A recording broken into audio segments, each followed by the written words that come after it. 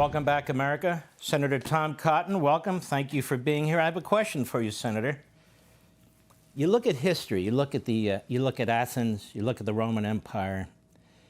They became weak from within, and then, of course, their enemies struck, and they collapsed. We're only about 250 years old. We're much younger than Athens and Rome. I see communist China's on the rise. They have the intention of being the most powerful country on the face of the earth. They're spending a fortune on their military. They're extremely aggressive geopolitically. And then I see in our own country, we're really not providing enough resources to the United States military. We are actually seeing some elements within our media and the Democrat Party who are really propagandists for the communist Chinese. And then I watched our top brass during a hearing earlier this week embracing critical race theory, and I don't believe they even understand what critical race theory is. It's a Marxist-based theory. There's simply no doubt about that. The founders of critical race theory, or critical theory, they come out of this Franklin School in Berlin. They were communists, they were professors, and they brag about it. So I'm just wondering, I feel like we're getting weaker from within, and I'm not talking about the rank and file military. I'm talking about our leadership. While the communist Chinese are getting increasingly aggressive, I'm concerned about it. Do I have reason to be concerned? Well, Mark, I think we always have reason to be concerned about the future of America. Ronald Reagan liked to say that future was never more than one generation away from extinction. As you cite, we're only 250 years old compared to some of the great republics and empires of human history. I want to make sure that we thrive for another 250 years and more. That's one reason why I'm so concerned about making sure that our military is adequately funded, which the Biden budget does not do. It cuts it in real terms after the Biden inflation, but even if in just straight up dollars, it's so far below what they're giving to, say, welfare programs or other social spending programs. That's why I'm worried about adding another $4 trillion to our debt coming out of a once-in-a-century pandemic, adding public debt to the point where we might not even be able to pay the debt off if interest rates go back to normal. These are very big consequential matters. Now, we have in the American people a great resource to defend our country, to keep it prosperous and free, but we need to have confidence in them, and I don't think enough Democrats and our leaders in Washington have that confidence in them. That's one reason why I've been speaking out, for instance, in a hearing with Secretary Lloyd Austin a couple weeks ago, trying to pin him down on the fact that, no, the military shouldn't be teaching critical race theory. They certainly shouldn't be using it in training sessions with frontline privates and sergeants and lieutenants. They should focus on tactics and operational excellence.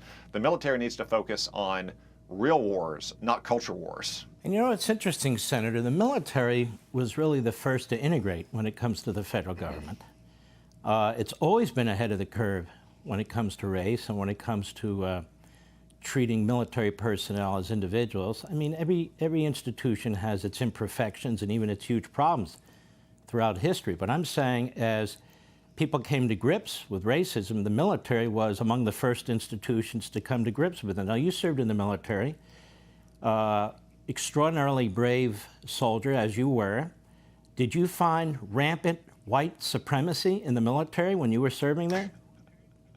No, not at all, Mark. And you're right that the military was one of the first major institutions in American society to integrate in the 1940s, right alongside Major League Baseball with Jackie Robinson and those who came after him. And it's been a place for the last 70 years where Americans of all backgrounds, of all races, whether they're rich or poor, no matter who their parents are, can join and be judged solely on the content of their character. Not all those other factors, just on how you perform, whether you're in basic training or officer candidate school or out on the front lines in combat. You know, they had a saying when I was in the military talking about the ramp of a Bradley fighting vehicle. When the ramp drops, the BS stops. Because once that ramp drops and you deploy from your fighting vehicle to start fighting the enemy, there's no more time for talk or for boasting or anything else than judging everyone based solely on their performance and their skill and their bravery.